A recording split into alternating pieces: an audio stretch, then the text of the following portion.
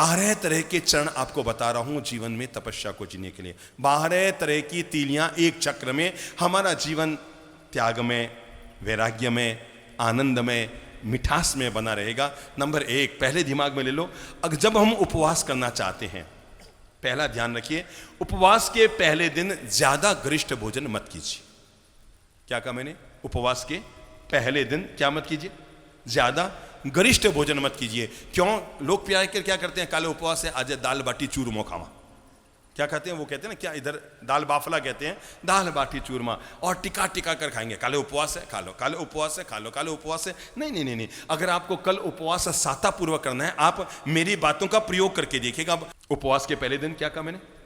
ज्यादा जम के मत खाओ, ज्यादा खूट खूट के मत खाओ। उपवास के पहले दिन गरिष्ठ भोजन मत कीजिए। नंबर 2, उपवास के पहले दिन रात्रि भोजन मत कीजिए। इससे आपको अगले दिन उपवास करने में बहुत दिक्कत आएगी, पानी और शरीर का असंतुलन बैठना शुरू हो जाएगा। उपवास के पहले दिन गरिष्ठ भोजन मत कीजिए।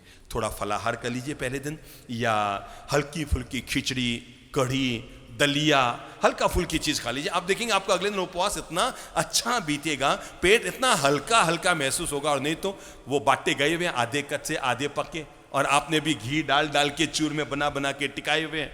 अब वो उपवास को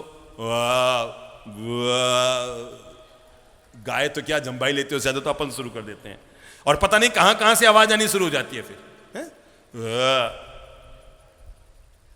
नियंत्रण। पहले दिन शाम को जब हम आहार करें, हल्का फुल्का आहार लीजिए, केला खा लीजिए, एप्पल खा लीजिए, या घर की गाय का, गौ माता का दूध पी लीजिए, खिचड़ी कढ़ी खा लीजिए। हल्का पेट रहेगा, उपवास करने में बहुत सुविधा होगी। भारी पेट रहेगा, पेट हर समय अगले दिन भी वो भारी भारी भारी भारी लगता रहेगा। ऐसा लगेगा उपवास तो किया पर पेट तो अंदर गया ही नहीं। उपवास हमारे रोगों को काटने की ताकत रखता है, हमारी भाग्य दशाओं को। मैं आपको कैसे बताऊं?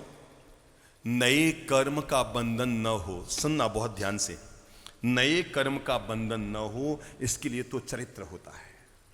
समझ गए? ये मुनि जीवन का चरित्र या त्याग में जीवन, नए कर्म का बंधन न हो, इसके लिए चरित्र की आराधना होती है। पर पूर्वोपार्जित कर्मों को अगर हम खत्म करना चाहते हैं तो इसके लिए तपस्या की आराधना होती है। यह विज्ञान समझिएगा। पूर्वोपार्जित कर्मों को अगर खत्म करना है तो उसके लिए तप की आराधना होती है। सभी धर्मों में है, रूप अलग अलग है मेरे भाई, पर तपस्या की आराधना सभी धर्मों में है। मैं तो कहूंगा जो सनातनी परंपरा के वहां भी ये ध्यान रखें। ऐसा नहीं कि आज अगर एकादशी है तो सुबह सुबह थोड़ा 2 गिलास दूध पी लो, आज तो एकादशी है, आज थोड़ी सी लस्सी भी पी लेते हैं, आज तो भाई एकादशी है, आज तो थोड़ा मिश्री मावा भी खा लें, आज तो एकादशी है, आज तो भाई दोपहर में अपन माल मलिंदा भी खा लेते हैं, आज तो एकादशी है, फिर दोपहर में बिना अन्न का वो बनाकर भी खा लें, आज तो एकादशी है, फिर शाम को पता लगा थोड़ा और कुछ बिना अन्न का खा लें। एकादशी के नाम पर तो आपने एकादशी की दादी द्वादशी बन गई है ना। इसकी बजाय ज्ञानी जनों ने हमारे यहाँ जो तपस्या की गई, एक समय फल फ्रूट खा लो, रोटी सब्जी खा लो, फ्री हो जाओ। ऐसा नहीं कि अगर आप व्रत कर रहे हैं तो बस दिन भर खाएं, दिन भर खाएं, नहीं नहीं नहीं नहीं नहीं। नियंत्रण। किस लिए तपस्या की जाती है? इच्छा निरोधस तपः। व्यक्ति के अंतर्मन में पलने वाली बेलगाम इच्छाओं पर नियंत्रण कैसे किया जा सके, इसके लिए तपस्या की जाती है। जो हमारे भीतर बेलगाम इच्छाएं पलती रहती है, ये भी ये भी ये भी, इसके लिए ताला लगा दिया भाई। अब तुम्हें एक समय खाना है, अब आपके सामने रसगुल्ले भी आ गए।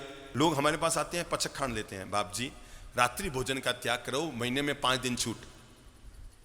ऐसे लेते हैं ना, कई लोग आते हैं, बाप जी रात्रि भोजन का त्याग करा दो, महीने में 5 दिन छूट।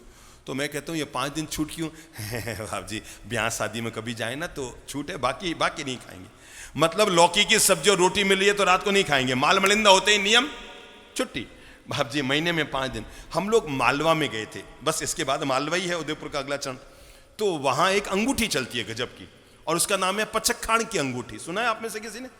हैं, बहनों को पता होगा, सुना है ना? कौन सी अंगूठी? पचक खान की अंगूठी। मैं आपको बता दूं, एक नई चीज बता रहा हूं आज, खूब चलती है, हजारों लोग इसको पहनते हैं।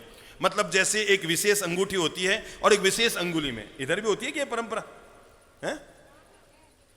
यहां कम है, उधर तो हर घर घर में चलती है ये पचक खान की अंगूठी। मतलब जैसे अब मेरे दोपहर में 12 बजे से 3 बजे तक कुछ नहीं खाना है, तो वो एक विशेष अंगुली उसमें अंगूठी पहन ली तो सामने वाले को पता लग जाता है अभी कुछ नहीं खाएगा, इसके पचक खान है। पचक खान मतलब अभी त्याग है। तो एक भाई साहब किसी घर पर गए, दोपहर में, और वो सामने जलेबी और कचौली और रसगुल्ला और चाय कॉफ़ी अटरम पटरम खटरम सब थाली में सजा के ले आई, और लाकर जैसे ही रखा, रखते के साथ उनकी नज़र कहाँ गई? अंगूठी पे। सॉरी भाई साहब, सॉरी, आपकी पचक खाने की अंगूठी। उसने कहा नहीं नहीं नहीं, निकालने का समय आ ही गया, झट से निकाली, दूसरे में डाल दी। अब ऐसे खाओ फिरो का क्या करेंगे बताओ? हमारे नियम बहुत कच्चे होते हैं, बहुत कच्चे नियम के होते हैं हम लोग, और ये कच्चा नियम ही हमारे बार बार हमारे लिए घातक बन जाता है। ये जो कच्चे नियम अपन पालते हैं ना, ये बार बार हमारे लिए घातक बन जाते हैं। पक्के संकल्प के मालिक बनो, नहीं खाना है नहीं खाना है, ठीक है ना, नहीं खाना है नहीं खाना है। केवल एक ही चीज को समझाना होता है, अपने मन को। अगर ये समझ गया तो सब चीज समझ में आ जाएगी, और अगर ये नहीं समझा है ना, तो कितने भी समझते रहो समझाते रहो। हम लोग अनादि काल से एक प्रार्थना करते आए हैं, सर्वे भवन्तु सुखिना। इसके आगे हम क्या बोलते हैं? सर्वे संतु निरामया। आप इसका मतलब समझते हैं? किसको मालूम है इसका मतलब क्या है? इस प्रार्थना का मतलब क्या है? अनादि काल से हमारी भारतीय संस्कृति युगों युगों से मानवता को यह प्रार्थना देती आई है, सर्वे भवन्तु सुखिन और सर्वे संतु निरामया। मतलब सभी सुखी हों, और उसके बाद क्या गया? सभी निरामय। निरामय मतलब निरोगी हो। हम जब परमात्मा की पूजा भी करते हैं ना, तो जब भी हम किसी द्रव्य को स्वाहा करते हैं, जैसे समझो ओम ह्रीम श्रीम श्रीम अरहम, परमात्मा ने अनंत अनंत ज्ञान शक्ति ये जन्म जरा रोग मृत्यु निवारणाय। मैं जन्म की धारा से बाहर निकलना चाहता हूं, मृत्यु की धारा से बाहर निकलना चाहता हूं, बूढ़ापे की जकड़न से बाहर निकलना चाहता हूं, और रोग मुक्त निरामय जीवन जीना चाहता हूं। इसलिए भगवान मैं आपकी पूजा कर रहा हूं, मैं आपकी अर्चना कर रहा हूं, मैं आपकी प्रार्थना कर रहा हूं। तो ये जो निरामय जीवन जीने का जो मार्ग है, ये तभी होगा जब हमारी संस्कृति ने हमें पाठ पढ़ाया है, आहार शुद्धौ सत्व शुद्धि। क्या? सत्व शुद्धि। सत्व यानी आत्मा, सत्व यानी चेतना, सत्व यानी हमारे प्राण। ये प्राणों को अगर शुद्ध रखना है, आत्मा को अगर शुद्ध रखना है, मन को अगर निर्मल रखना है, हृदय को अगर पवित्र रखना है, आहार शुद्धौ सत्व शुद्धि। जब व्यक्ति का आहार शुद्ध होता है तो सत्व की शुद्धि होती है। समझ में आई ना?